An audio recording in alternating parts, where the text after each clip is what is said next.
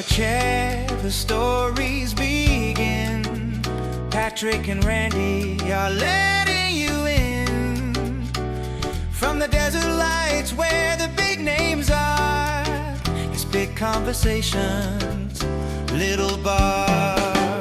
Athletes and dreamers, stars of the screen, leaders and builders, and all in between, sharing their journeys, how they've come this far. It's big conversations, little bar. Welcome to Big Conversations, Little Bar, the Coachella Valley's favorite podcast, recorded live at Skip Page's Little Bar in Palm Desert. Get ready for another fascinating hour of meeting people who make the desert city such a spectacular place to be.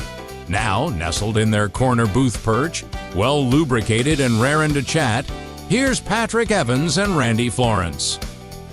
Thank you, Howard Hoffman. We are back here at Skip Page's Little Bar in Palm Desert, the coveted corner booth. I'm Patrick Evans, and I am always pleased to be joined by my good friend, and I can't make any more accolades up for you, although I will say those are the most handsome damn glasses that you are wearing today. Really? Randy, model, actor, movie star Florence today, and co-host of one of the most impactful podcasts ever recorded in this booth. I don't think there's any doubt about it. We are significantly the most important podcast that's ever been recorded from this corner booth. Possibly this entire block. Maybe. I don't know. I can't speak to Hey, that. I have a huge apology to offer to the Valley. What'd you do? Well, a couple of weeks ago on one of our episodes, we started out by me talking about having fallen in love with a rescue puppy and acting like I was going to get it. Lucy. Yes. We did not get Lucy. And I'm sorry for anybody who was counting on us, but I've got good news. Well, I think Lucy was counting on you. Lucy was counting on That's it. kind of the issue. I think you owe the apology to Lucy. Actually, I think Lucy's in a lot better shape. We've seen her walked around the development. She looks really happy. So you still have a chance. Not with Lucy. You can nab her. No. We got a new one. You got and I just want to Butters. introduce the Valley to Butters, our new rescue beagle, who is... I don't even like my kids anymore. I guess that's all I can say, because I'm in love with this dog. Wow. And I knew a couple of the kids you weren't fond of before, but really this just pushed you over the top. It really did. And you've met him. I see you're not questioning the way I felt about him. I'm shocked and appalled. Congratulations. I've been following the journey of Butters, and she's beautiful. She's just a stunningly gorgeous dog. She is. I'm pretty sure by next week we'll be ready to have her sit in here and listen in on one of our podcasts. Well, she along with the rest of the Valley. Yes, everybody's excited. Well, you should follow Randy on his social media, Randy Florence on Facebook. You'll see beautiful pictures of Butters.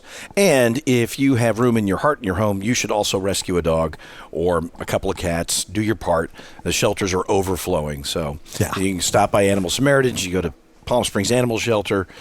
Wherever you know that there are pets in need, like loving all animals, it's a great thing that you did for Butters. Thank you. And we actually worked with Desert Paws. Desert Paws fantastic, and she was fostered by a good friend of mine, Aaron Highland. They took very good care of her before we get her.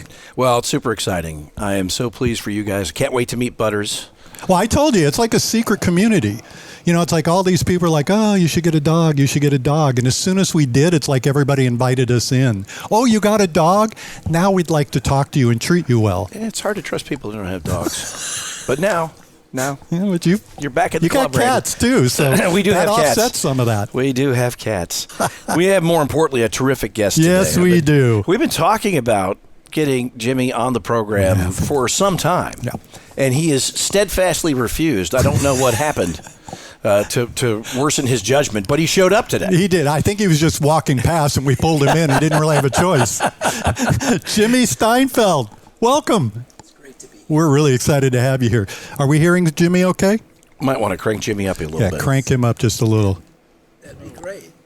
Test. Very much. There we go. You have taken some of the most iconic photos of rock and roll legends. So I want to just, how did you get started, not just with photography, but what really pulled you into the world of rock and roll? I will tell you very gladly.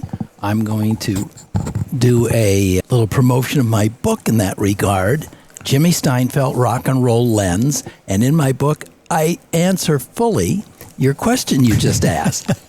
But now We're Let's gonna try to pause get for an a answer moment here. while I Yeah, read the we're going to book. read this. but Let's read it out loud. But I'm going to give you, of course, the thumbnail Give us the answer.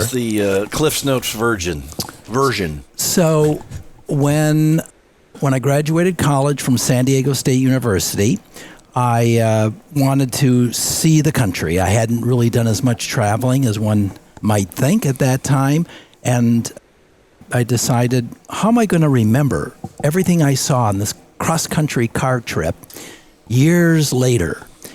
A camera.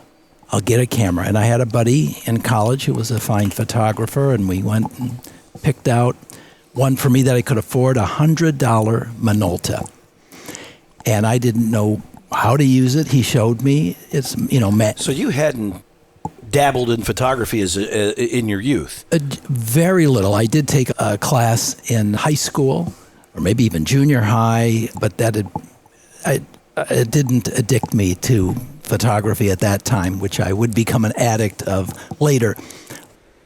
But, okay, so I've got this camera. I'm taking pictures, but I'm taking pictures of landscapes and, monuments across America and things that don't move. Stationary things, Right. Pretty easy.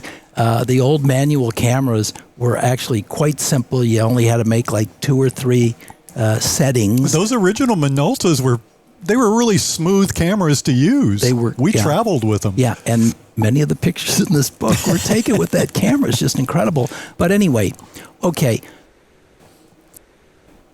But nothing's moving. So then one day, having been a music fan since I was a child, I decided I'm going to take that camera to a concert. Now you're photographing moving people and jumping people and so on. And the first several concerts, the pictures were not very good.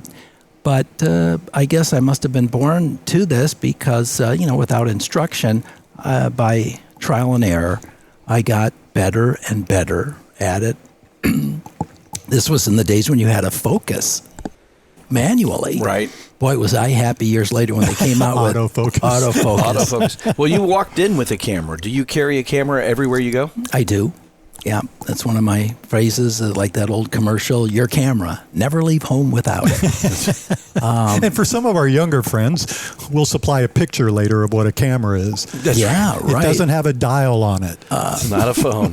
Most phones don't have dials on them anymore either, Randy. The ones at home do. I'll segue a little bit, since we're talking specifically about cameras. I brought with me today a Leica camera, which is really a Rolls Royce of cameras. Now, this is one of their smaller cameras, not one of their big, super expensive ones, but it's a autofocus, and it's got all the bells and whistles for a small camera. And I do bring this with me most everywhere. Now, when I do a really important professional shoot, I'm still working with the Canon 5D, which is sort of an industry standard, just fantastic camera. And I am now a ambassador for Leica cameras. Okay. So it's a brand I don't know. So they're really high-end yes, products. they are, absolutely. And so I've been going to a lot of their shows and their stores across the country. And even when I was in London last year, I went to they have 2 stores in London, including in Harrods. They have a section in Harrods. But so taking photos of the concerts, I got better and better at it on my own. And then I realized, but hey, who are those guys up in front that have official, passes? How do you get those? How do you get those? And fortunately, at that time, and I was in Minneapolis, that's my hometown, and the 2 big concert promoters in that area were friends of mine and my parents and so on. So I said, well, how does this work? And basically, they said, call the record labels. Just very nonchalant answer. This is in the day where you could pick up the phone and call a record label in Los Angeles or New York from Minneapolis, and a human would pick up the phone. And the first thing they said is, well, who are you shooting for? And I said, for myself. They said, no, it doesn't work that way. and they explained you've got to be on assignment for somebody. So the early years I shot for little local magazines. How old were you at this point, Jimmy? Oh, I was just after college. Okay. Yeah. So do the math. Anyhow. Well, for me, that was late 40s. So film noir period. Okay. So anyway, but I got magazines to say, yes, like, sure, go ahead and you'll shoot the John Cougar Mellencamp show for us. Oh, my gosh. And I got a pass, and I'd photograph it. And there's something really cool about seeing your picture, even on a little local publication, with your name under it. We don't want to talk about how little it paid. But pretty quickly, I felt I had enough little tear sheets and so on to contact. Well, here's what happened. A new magazine came out called Spin Magazine. Heard of it? Remember Spin Magazine? Yeah. And they came out to compete with Rolling Stone. And I thought, well, I'm kind of new to this, and Spin is new. They're out of New York. So I called Spin, and a human answered the phone. And they said, well, we're pretty well covered with photographers, but you don't happen to have any pictures of George Thorogood, do you? I said, I just photographed him last week, or maybe a month before. And they said, we're running a story. We have a bunch of pictures, but send us what you got. And 2 weeks later, my picture was in a national magazine, Spin Magazine. And that gave me the guts to call Rolling Stone, which I had been ready, because who am I? I'm just still starting out. And not professionally trained, it's self-taught. That's true. That's true. And the wonderful lady at Rolling Stone said, send me your portfolio. And I said, I don't have a portfolio. She said, well, send me some 8x10. So I sent some 8x10s, including this picture on the cover of my book of Madonna and a picture of Prince. She wanted a picture of Prince because he's from Minneapolis. I'm from Minneapolis. I had just photographed Prince about 1 year before. I photographed Prince the night he recorded Purple Rain. Oh, wow. It seems unbelievable looking back in it.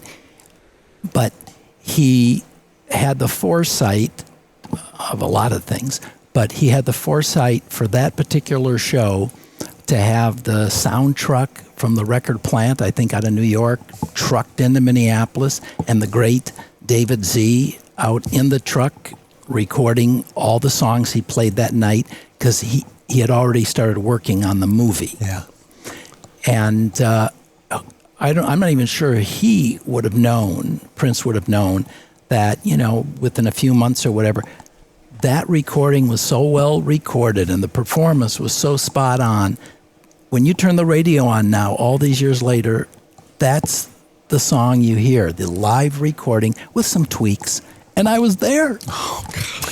So, well, I'm also a little jealous because I heard you got to know Apollonia pretty well. Yeah, Apollonia and I are friends. And as a matter of fact, when I opened my studio here in the desert 3 years ago, Apollonia was kind enough to come to the opening and appear, and just was terrific with my guests, and that was really fun. And you got to work. You had a long relationship with Prince. Yeah, that's right. 14 years. Now I only photographed him in concert.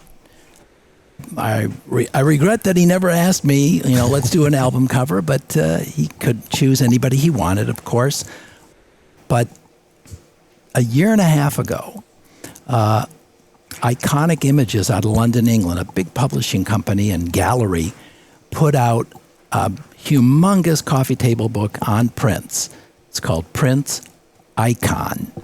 And they contacted me, one of their other people contacted me, and there's about 15 photographers featured in this book covering Prince's entire career. And I sent in a bunch of pictures, and they ran a lot of them. And each of us photographers got our own chapter, with our name sort of almost in lights. Cool. And then each photographer was invited on the opening page of our chapters to write a story about Prince. And boy, I had to give that a lot of thought.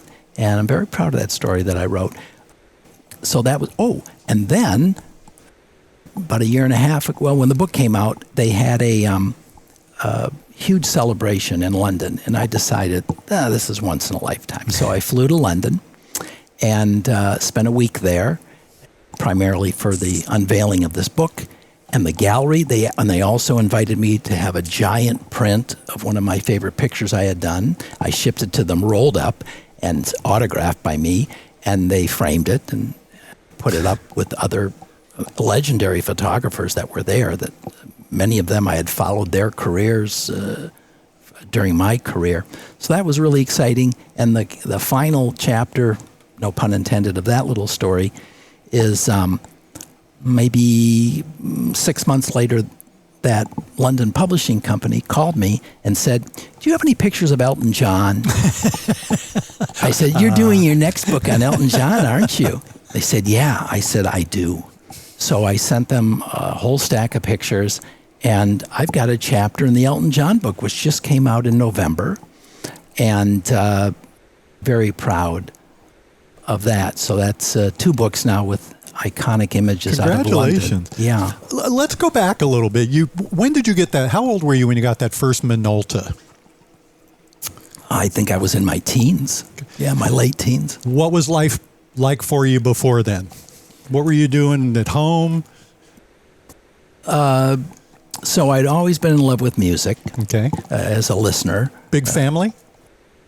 Well, not a big family. I've got 2 sisters. Okay. Mom and dad, 2 sisters. But a very big extended family. My grandparents, some of them lived to be, quite old. They were around in my life. That was a wonderful thing to have. Not everybody has that. And then family gatherings. There were aunts and uncles and great aunts and great uncles. It was a close family. So that was nice. And but everything kind of there's something that does go back further. I did take guitar lessons when I was just a child. Yeah. But that was tough. I just didn't pick it up. I hated guitar lessons at that age. I just hated it. It's just what happened. One of the instructors was good. He was more of a hippie, and he did teach me popular songs. And I really do think for people out there listening, if they want to learn an instrument, play some songs that be taught using songs that you like and that you're into. A theory is important. Great theory is a fancy word for learning notes and melody.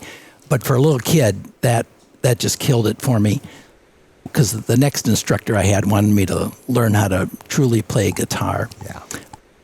And so I quit for years. But then in college, many years later, there was a buddy of mine who had a beautiful guitar. And I said, "Hey, I tried that when I was a kid. Now I'm older. I'm a little more mature." And he said, "Well, here, this is the G chord." I said, "I kind of remember that." And so I've been playing guitar pretty seriously for decades now. And I've been very serious about it for the last 25 years. Because 25 years ago, I moved to Laurel Canyon. Yeah. And what an experience. It really was. And my studio was there for 20 years. Wow. Way up at the top, overlooking the whole city of Los Angeles. So and I got many musicians who live just down the street from you. Absolutely. And it's inspiring. So I took have to be. my guitar, which I'd been playing, and I said, "I think I can write a song." So I started writing songs. I realized quickly I can't complete them myself. How my heroes Dylan and Springsteen and all the solo artists who write words and music do the whole thing. It's just amazing. But I need someone. Paul McCartney needed someone, and Mick needed someone. Don't, of course, put myself in that category, but I needed someone. So I've done most of my songwriting with other songwriters. And I just finished a song this last week with a truly amazing songwriter by the name of Robbie V. And his father was Bobby V. Really? Take Good Care of My Baby. Yeah. One of my favorite songs. Me too. And so we become good friends. And as soon as that song is mastered, I'm going to make sure you guys get a copy of that. Oh, fantastic. So, What's the name of the song? The song is called Johnny Rode Shotgun. And the story about it is in this book. Everything goes back to my book. That book, Goes yeah. right back to the book. It all goes back to the book. Yes, indeed. Jimmy Steinfeldt, Rock and Roll Lens. So you need to get the book. So you're coming through this. You've got your first Minolta. Were your parents pretty supportive of the direction you were headed career-wise? Yeah, absolutely. What did your dad do? Well, he was a businessman. Okay. And I worked for him for quite a while. And I think by my being out late at the clubs shooting these bands, coming in tired, I think that might have got a little tired. You weren't going to follow his footsteps. No, but things worked out very well all around. And I just kept working this thing of calling the labels. Anytime a band came to town, again, I'm not in L.A. at that time. I'm not in New York or Nashville or London, the big famous music towns. I'm in Minneapolis. But see, here's where luck comes into, I think, so many people's lives. The timing.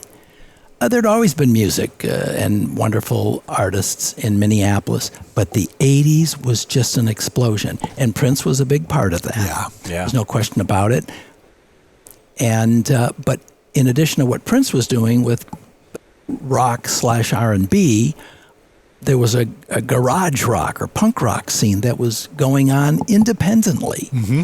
And bands came along like The Replacements, Husker Du, later Soul Asylum. A few years previous to that, some dear friends of mine, the band The Suburbs, and just all these art rock, alt rock, the Jayhawks, a wonderful band, the Jayhawks.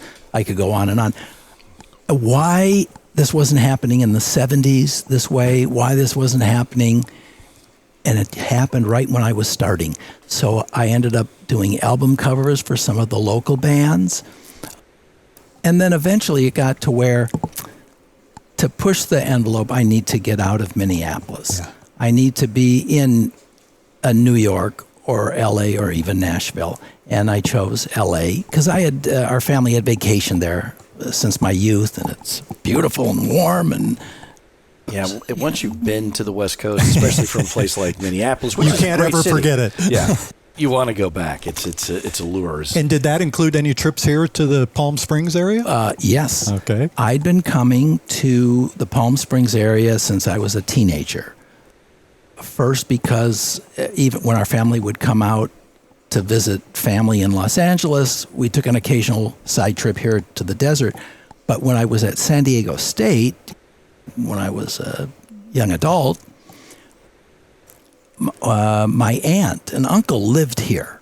So I would visit them often. And there I really realized now that as an adult, a young adult, this is a really neat, well, at that time, little town. Yes. I'll never forget, I took the Greyhound bus from San Diego to Palm Springs, and it stops in a little town, and I'm going to paint a picture for you. Well, you remember the Last Picture Show, the movie, kind of reminded me of that.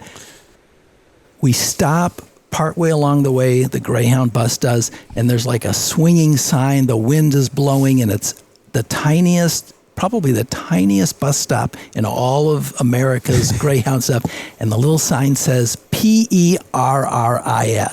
We're in Paris? We're in Paris? It's Paris, California. I'll just never forget that. Anyway, I've been coming here for years and years, and then when I decided it's just time to make a change. We all have that time in our life, right? Sometimes it happens many times in our lives. And I've been in L.A. for 25 years. I had 3 different studios. I'll tell you one thing, as a photographer, unless you own your building, you're going to be moving around. Really? You're going to have more than one studio, even if you just want one. I wanted one studio, and I made a beautiful studio out of an old warehouse in Culver City, but the owner sold it. So I was out of that. Then I had a really nifty studio on Fairfax near Cantor's Deli. Oh. But then I felt, Laurel Canyon, the history and the charm. And I went up there and I found just a magnificent place and made that my studio for 20 years. Artistically, can you kind of describe for us the Laurel Canyon experience? I mean, obviously we know that's why everybody was headed there, for that experience. What did it really feel like on a daily basis? For those who haven't been there, or maybe for those who've even just been there for a moment or two, you have to remember that Laurel Canyon is a neighborhood. It's also the name of a street that takes you from Hollywood over the hill to the San Fernando Valley. But the neighborhood is up on a hill with vegetation, with trees, and adorable, at least in the old days, little adorable houses built in the teens and 20s and 30s. Now, of course, there's many newer houses. But so it's charming. It's like a hillside community, but it's 5 minutes from the Whiskey, A Go-Go, the Roxy, the Troubadour, all the famous nightclubs on the Sunset Strip. 5 minutes, maybe 10 minutes away. And so for musicians and artists, it was a way to get away, but then to be back down there in just minutes, particularly for the musicians. Yeah. And also very close to the recording studios. Right. We've had previous guest Andy Kahn talked about how they would just walk into each other's houses with their guitar and say, hey, listen to this. Yes. Was that kind of the feel? It wasn't quite as much when I lived there, because that would be more common, I would say, in the 60s and the 70s. Yeah. But it was still going on to some extent when I was there. And the center of Laurel Canyon is the country store, the Laurel Canyon Country Store. And I got to tell you a little something about that. So, and it relates, of course, to photography. We're talking about photography and music. Every year for decades in October, I forget, that may not be an exact date, I think it's maybe on a Sunday, but every October, the whole neighborhood is invited to come down to the country store and stand or sit in front of the country store for a photo, a neighborhood photo. And I had been with all those people for many years in the crowd, big smile, sometimes wearing a hat to say, here I am. Anyway, one day I get a call from the people putting that yearly photo thing together. And it turned out that the man who had been taking that photo for years, he was ill or couldn't make it. So the person putting it together called my photography hero, a guy named Henry Diltz. He shot Woodstock. He shot he shot the famous photo of Crosby, Stills, and Nash sitting on a couch. Really? He shot the Doors photo where they're at the Morrison Hotel. Oh, yeah. And they're looking through the window. And, I could go on and on. So he's a friend of mine. He's my hero. I always tell him, you're my hero. But they called him because he had lived in Laurel Canyon, of course, back in the day. Henry, our guy can't make it. Can you? And Henry Diltz said, I don't live right in L.A. anymore, and I'm not available, but called Jimmy Steinfeldt. Oh. I couldn't believe it. So now I got a lot of pressure on me. So I took my camera 2 weeks before the shoot. I got the ladder across, you got to get up high across the street, and I had to make sure I did a really good job. And I did a really good job. I'm very proud of that photo because I hadn't photographed 200 or 300 people before. Right. And also you have to be the director. You have to scream across the street, okay, those were just test shots. This is the real thing. Everybody, yell, scream, get excited, smile, whatever. So I'm proud of that. And so if you go to the country store, I'm not sure mine is up there because they've run out of room, but they used to blow up the picture gigantic and hang them all. That inside of that store, the walls are covered with decades of those neighborhood very photos. Wow. If I had a time machine, I have to say, there's a lot of places I'd want to go. Laurel Canyon in 1970, I would love to spend some time there. There are a lot of places we want to send you. I want to talk about you. I want to get back to your book and the upcoming exhibit at the Artist Council. Yes. Because I'm very excited that you're doing that. I know the folks over at the Artist Council, and they only do one all photography exhibit per year. Yes. And yours is going to be debuting shortly after this podcast drops, coming up on the 12th. Tell people, this is very special because you are teaming up with someone who's also a longtime rock and roll and celebrity photographer. Yep. The opening reception for this once-a-year all-photography show, which is called Through the Lens, that's the name of the entire show, is March 12th. And I approached the Artists Council with the idea of my having photos with my dear friend Harry Langdon, one of the truly legendary photographers in Los Angeles. By the way, Harry Langdon's father was also named Harry Langdon and is one of the most famous silent movie comedians of all time. Really? It's in the same era as Chaplin, Keaton, and Lloyd. All right, but his son is Harry Langdon, my friend. And so Harry's photographed not just music people, but everybody in entertainment. But the Artists Council said, yeah, that's a good idea. We'll give you your own gallery within the show, and you should probably come up with a name. So I thought about it, and I said, Harry and my show, we're going to call it Desert Rocks. So it's rock and roll photo. Now it's all genres of music, I have to say. I mean, one thing that's very exciting is I photographed Frank Sinatra 3 times. Yeah, tell me about that. It's just incredible, and I'll elaborate on that. I photographed Nancy Sinatra and Harry. Those, by the way, the shots that I did were performance and concert shots. But Harry did a session, or maybe multiple sessions, with Frank Sinatra, and he did a session with the Rat Pack. So he's going to have those pictures. I'm going to have my Sinatra pictures, but we're also going to have, well, I can tell you what I'm going to have. Let's see, Keith Richards and Rod Stewart and Sheryl Crow and Chuck Berry and Eric Clapton. And then also, for me, the sort of a key photo for me in this show, Desert Rocks, is Radiohead, because I got to photograph an actual private session with Radiohead the year that they launched OK Computer. I think iconic, absolutely. And those pictures of mine have been published all over the world, sort of nonstop since 1997. But I'm going to have my favorite that I blew up pretty big in the show, and all my pictures will be signed by me, and either numbered limited editions or artist proofs. And Harry's will be, I believe, all limited edition. I think he's going to have 12 pictures. Our Sinatra pieces are humongous. Oh, they're big, big, cool. Big, gorgeous prints. Well, and the befitting others, Sinatra. He was bigger than life. Yeah, it's amazing. Have you done any William Shatner? No, he's not really a rock and roll. I know he's not, but I just wanted to get you excited if he had said yes. He does have a new album coming out. Oh my God! Metal album. Yeah. It's going to be amazing. He's teaming up with Metallica. That's 100% true story. So I don't know, Jimmy May.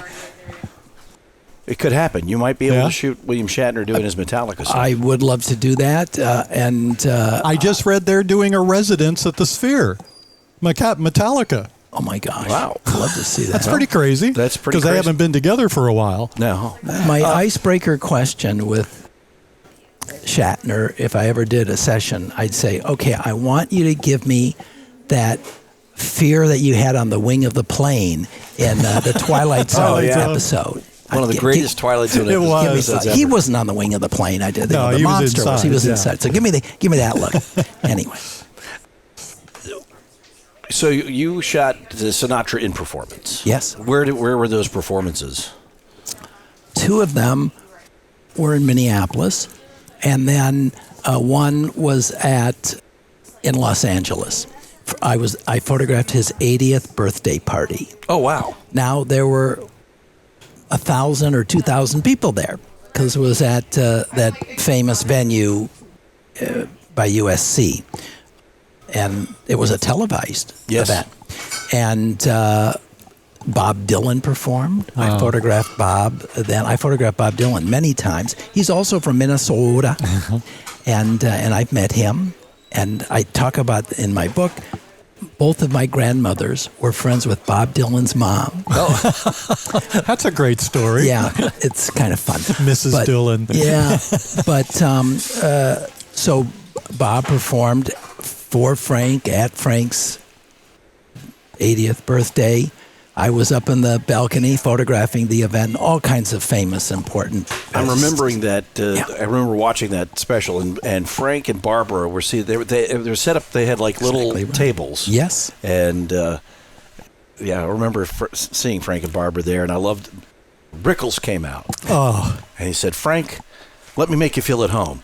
And he acts like he's holding a gun. He goes, "Rat-a-tat-tat, rat-a-tat-tat." It's one of the greatest. Stephen Edie Gourmet performed, and Vic Damone, and I was just and Springsteen.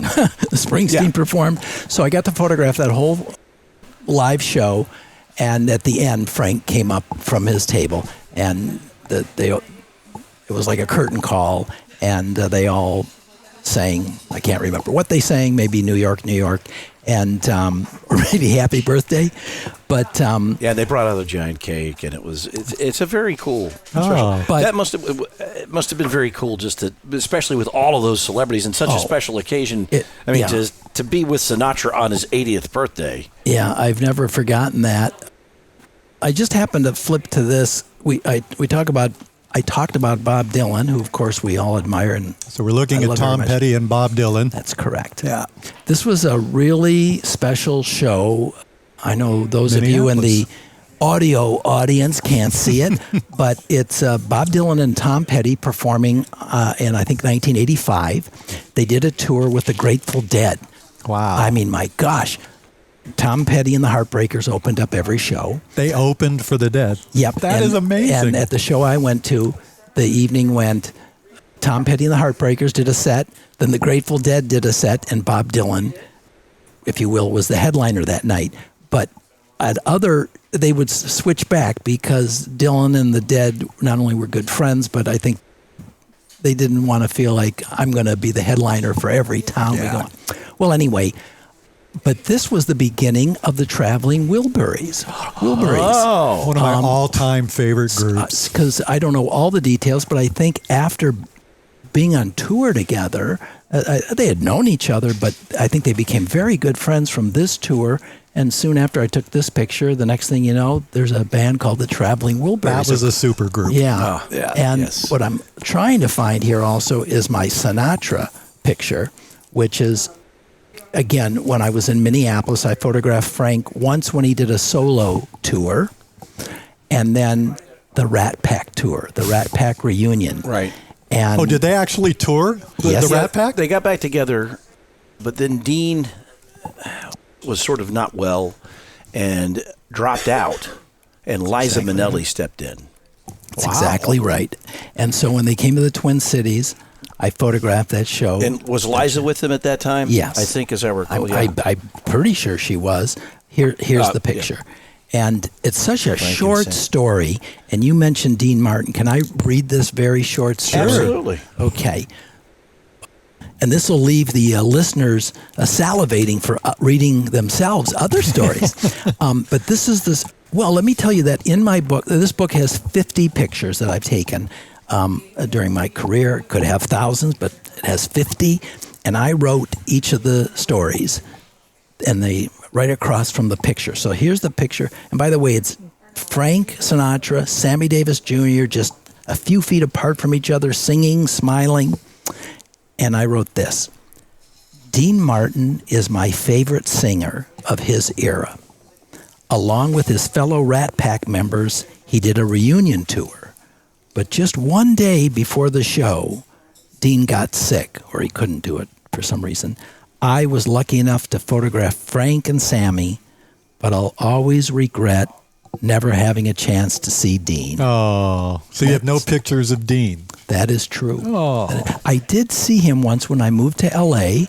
I went to have dinner at Dan Tana's, and there he was sitting just a few booths away. I did not want to bother him.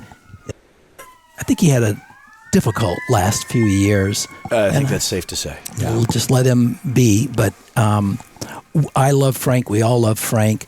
Something about Dean's voice, though. It's just, it was smooth. I was just wife listening feels- to Houston the other day. I just love that song Going back so to much. Houston? Going back to Houston. Yeah. Houston. My wife prefers Dean to Frank as well. She just likes the smooth. Would you be upset at me if I agreed with her? No. Okay. Everybody has the right to be wrong. Can I say one more thing about It's Frank okay with me. Sinatra? What's that? One more thing about Frank Sinatra. I'm very proud that Frank Sinatra recorded one of my cousin's songs. My cousin, may rest in peace, Jack Siegel, was an amazing songwriter of the old American songbook. Came out of, I won't say Tin Man Alley. That would paint him to be too old, but out of the Brill Building era in New York. And he wrote hit songs for everybody. Barbara Streisand has sung his songs and so forth. Many other. But Frank Sinatra sang his song, which is called "Here's to the Losers." Oh, yeah. Oh, I know that song. And It's a great song. my cousin Jack wrote the lyrics. He was very primarily a lyricist. Did you have other people in the family that reached certain levels in the entertainment industry? One. And I keep her picture in my wallet. And I wouldn't have brought this out if you hadn't I'm asked. glad So I it's very asked. nice. So there's Aunt Irene, and she was a singer and comedian in vaudeville. Wow. And she was one of these older aunts, great aunts that I told you about earlier, who lived long enough that I knew her reasonably well. I think maybe she passed soon after I graduated college.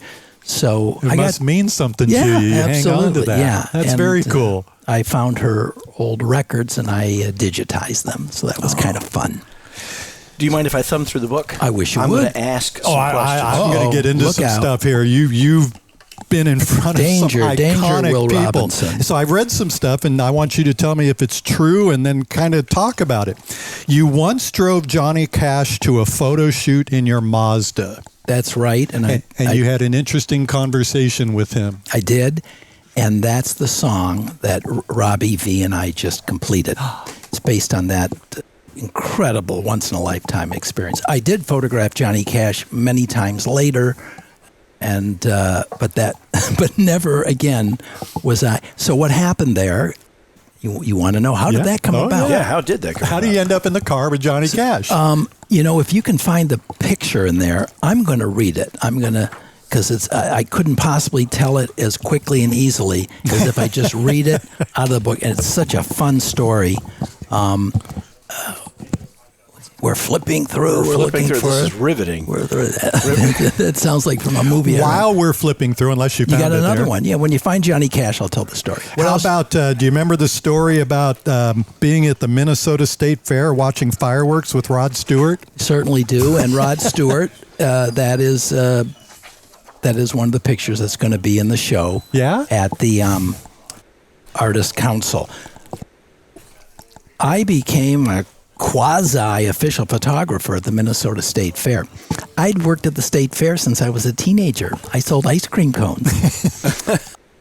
And but then after college and moving back and starting to do this rock and roll photography, I realized that one of the biggest venues in Minneapolis, St. Paul at that time was the annual State Fair. A bunch of very famous bands that wouldn't have played other venues during out the year, they came and played the State Fair. So when Rod Stewart came and played the State Fair, I said, oh my gosh, I got to get a pass.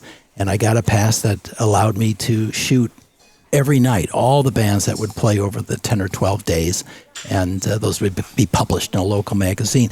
So at Rod Stewart, somehow or another, I was actually able to get backstage after the show. That was allowed sometimes, and sometimes it was very strict. So I'm backstage. It's an outdoor show. It's on a racetrack. It's the giant, enormous The Minnesota's dirt track? Yeah, I think it's dirt. Maybe it's dirt, and I can't remember. But a big, old school racetrack, and with a stage and the grandstand. And then when the show's over, they do fireworks after Rod Stewart performs. And I'm standing there on the stage watching the fireworks, and it takes me a while to realize Rod Stewart is standing right next to me. He's just performed. I've been a fan since I was a teenager. He's standing right next to me, and I don't think I said much, but that was exciting. Wow. And it was kind of fun to watch. You know, a super famous guy, he's enjoying the fireworks like everybody else. He's watching the fireworks. Rod Stewart is very down to earth. When I lived in Orange County, Yeah, I had some friends who played soccer. He was in a little league. really into that. And if he won, he'd buy drinks for you. We'd all go down to Manhattan Beach, or Hermosa Beach, actually. But if he lost, he was not buying. Wow. So did you just forfeit? I give up. You win. I always rooted for Rod Stewart. But I got a chance to hang out with him a little bit at that time. That was so cool. It was very cool. He was just like, after a soccer game, he came in. He was just a regular guy, wanted to have a beer and talk about the game. And that was kind of... You mentioned soccer. So I played soccer in high school. Not to any great fanfare, but I loved the game. Loved it then, love it now. And so we would play a lot. And I know that a lot of the Brits, musicians, Elton John, Rod Stewart, you mentioned, many are so rabid fans of the whatever team they represent or follow. So circle back to Johnny Cash. Yeah. You found the This picture. is fun because I had forgotten. With this Johnny Cash story includes a fellow desert dweller of ours, a wonderful man named Ken Wolfe, and he was in the radio and records business in the Twin Cities, and so one day, and he lives here now in the desert. Well, here, I'll just read this. So one day, my friend Ken Wolfe set up a photo session or shoot with Johnny Cash. The moment we arrived at Cash's hotel, it was a mad dash to the cars. You go with him. You go with him. Johnny, you go with Jimmy. I'd never met him before. I was like the low man on the totem pole. This is a little interspersal I'm doing outside of the story here. I was just the still photographer. There was a producer and a director and a makeup person, whatever. And all of a sudden okay. So Johnny Cash was my very first passenger in my brand new Mazda RX-7. As Johnny climbed in, he said, "Man, this is smaller than June's Ferrari." He actually said that. The photo shoot was next to Fort Snelling. That's a Civil War fort, by the way, in St. Paul, Minnesota. And I told Johnny, I told Johnny I had camped out at that fort many years before at a huge Boy Scout event. And we spent the rest of the photo shoot talking about scouting. Wow. And other things. Scouting with Johnny Cash. Yeah. So, and he told me that his son, John Jr., was in scouting, I guess, as a young person. But I just finished writing a song about that experience, and I'm excited to release it relatively soon. On the cover, Michael Jackson. How many times did you get a chance to photograph Michael Jackson? Only once. Just that once? Yeah, Okay. just that once. And boy, am I glad that I called L.A., and Epic Records, I believe at that time, and got it set up. And it was, and on that tour, one of his backup singers was a young school teacher named Sheryl Crow. Oh, man. Oh. So I actually have some pictures, not many, of Sheryl from that night, but I have some very beautiful pictures of Sheryl from her solo career, which would come about not too long later. And one of them is in the show. Yeah, you mentioned that Sheryl Crow. Sheryl Crow will be in this show. You showed us an amazing picture of Keith Richards. And if people see this picture, they will immediately recognize it because it has been published in many places. Yes, it has. Tell me about, that was done in Chicago. It was. So it was, I believe, 1988. The Stones had not toured for some time, maybe several years. I forget exactly. And Keith, he wants to perform. He wants to play. He wants to record. And I think the Stones were not recording. They were not touring. I'm not a historian of the band. But Keith put together his own band, and he called it the Expensive Winos. and one of the musicians he hired was Waddy Wachtel, the legendary guitar player, very well known for playing with Warren Zevon. In fact, I believe Warren co-wrote Werewolves of London, the song Werewolves of London.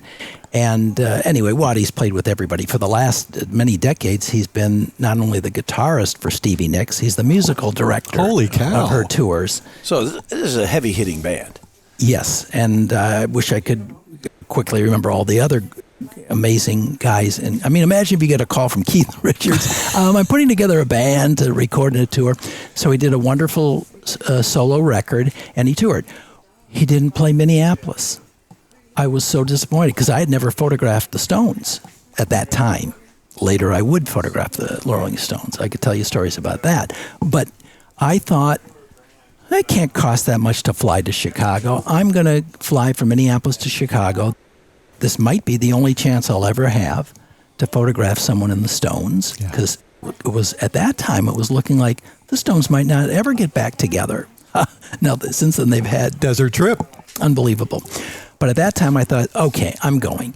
So I went to Chicago, and he played at the Aragon Ballroom. It's a famous old theater venue. And you just never know what you're going to get when you go to. Now I sound like Tom Hanks in that movie. You don't know what you're going to get in a box of chocolates. And I'm shooting pictures, and at one point, he's looking right at me.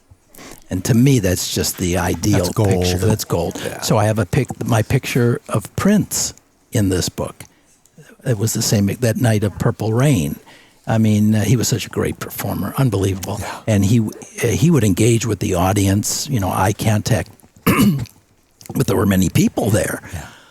Thank God, while I was ready to shoot, he looked right at me. So I've got that great picture of Prince looking right at me, of Keith Richards, and others through the years. If he took a picture of you and I bet we'd look at him.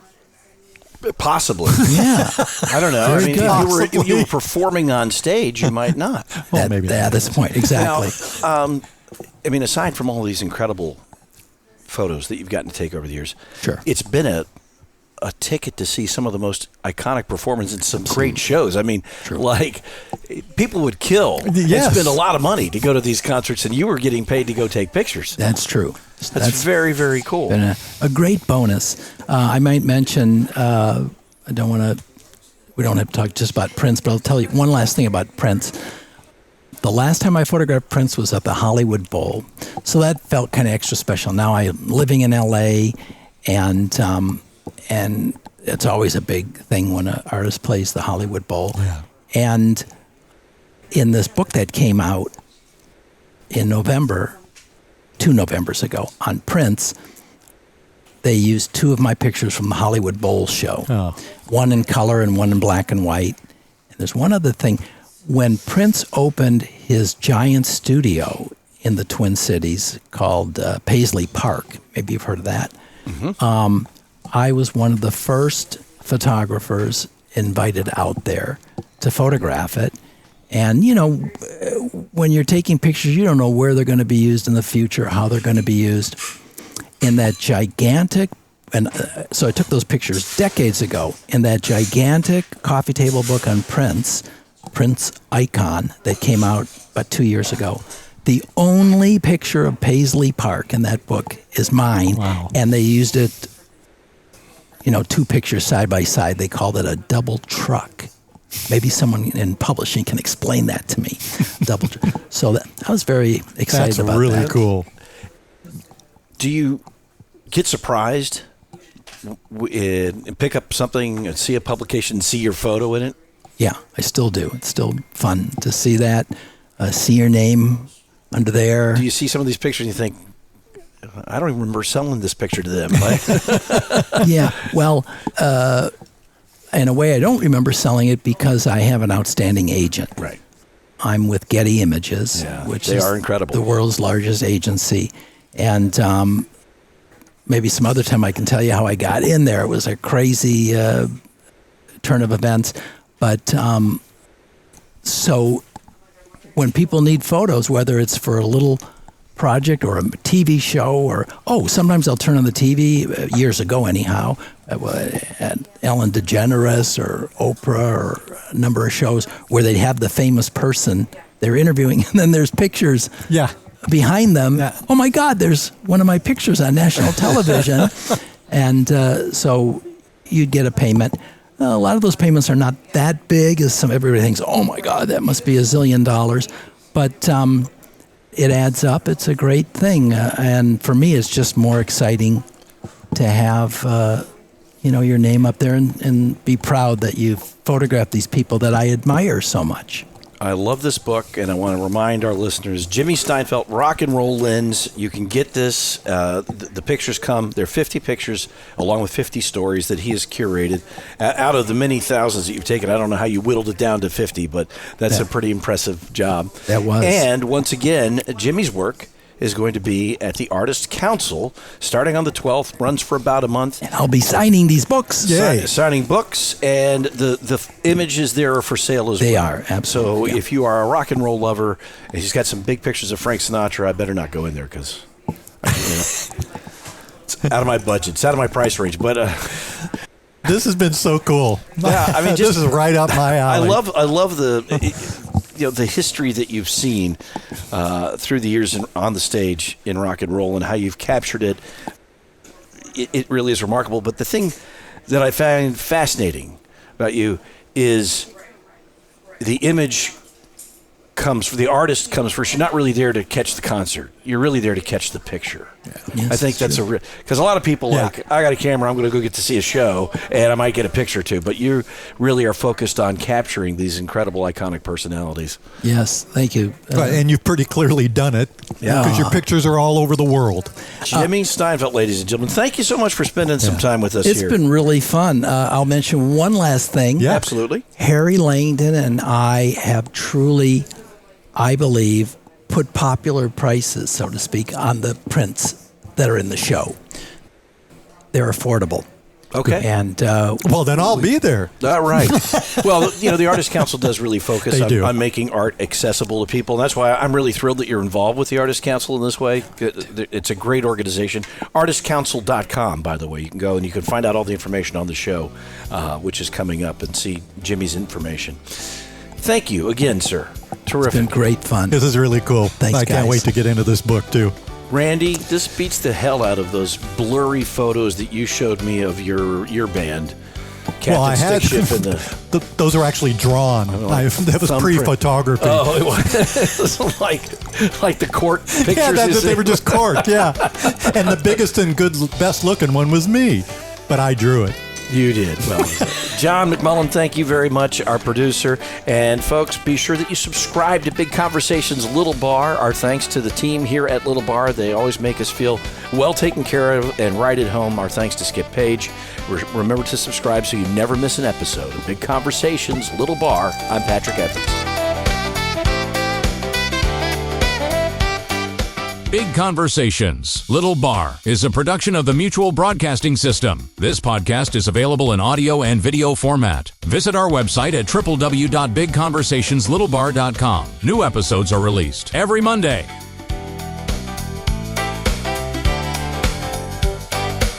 Athletes and dreamers, stars of the screen, leaders and builders, and all in between, sharing their journeys, how they've come this far. It's Big Conversations, Little Bar, at Big Conversations,